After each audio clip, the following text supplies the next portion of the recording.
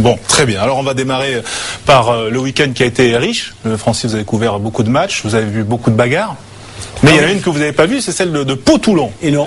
Oui. On était frustrés. Hein. On n'a pas vu les images, c'était pas un match diffusé. On va voir donc les images qui arrivent après cette prise de Costanzo et ce ballon porté. Et puis un accrochage entre le talonneur toulonnais et le sauteur palois. Et ça dégénère. Laurent, analyse technique. C'est vrai que là, situation difficile pour l'arbitre en tout cas, parce que là, il n'y a pas grand-chose à faire que d'attendre que tout le monde se calme. C'est vrai qu'il y a bien longtemps qu'on n'a pas vu ce genre de situation. Alors oui, il y a eu top 14. Il y a eu des bagarres satellites, on va dire. Là, il y a du surnombre là, quand même. Oui. Bon, on en plaisante, mais c'est quand même pas très drôle. Thomas, vous qui êtes dans ce championnat de Pro D2, est-ce que c'est un championnat plus violent que le top 14 ? Est-ce qu'il y a plus de tension ? Plus de tension, non, je pense pas, mais c'est vrai que c'est un championnat où la conquête et toutes les phases de combat sont très âprement disputées, donc ça explique peut-être pourquoi il y a eu ces débordements.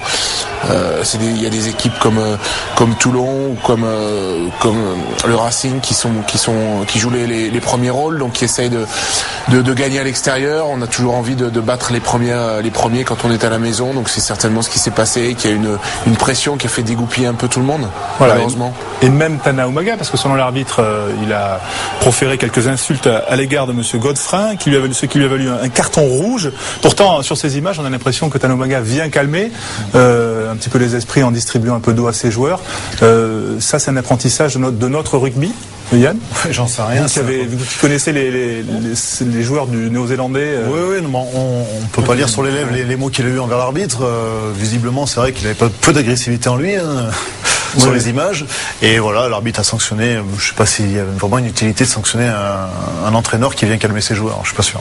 Bon alors, le bilan, 2 cartons rouges, des cartons jaunes, des mains cassées, des points de suture, mais si les bagarres sur le terrain sont sanctionnables, il y a beaucoup moins de rôles. Il y a ce qui s'est passé à la fin du match entre Agen et Mont-de-Marsan, c'est toujours en Pro D2, match qui se termine sur le score de 15 partout. Voici ce que vous n'avez pas pu voir si vous n'étiez pas devant Sport Plus dimanche, et le rugby n'a pas besoin de donner de leçons au foot sur ces images. Laurent Bidot.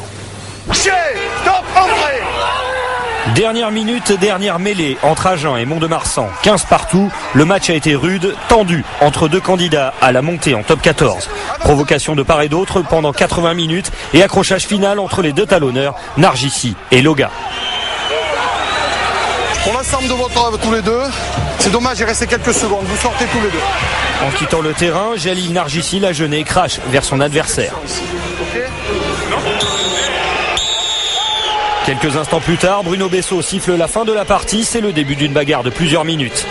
Après ce coup de poing d'Arnaud Mignardi sur Laurent Travini, ça dégénère entre Montois et Agenais au milieu de nombreux spectateurs.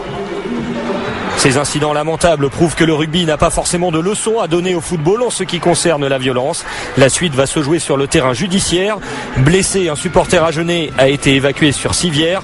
Agen a porté réclamation auprès de la Ligue et pourrait citer le deuxième ligne montois, Jocelino Suta. Réclamation aussi du stade montois pour défaillance de la sécurité et envahissement du terrain. Laurent Travini, lui, a porté plainte. Il souffre de plusieurs fractures à l'orbite oculaire gauche. Bon, très vite, Francis, pour clôturer sur ce chapitre, c'est consternant. Consternant.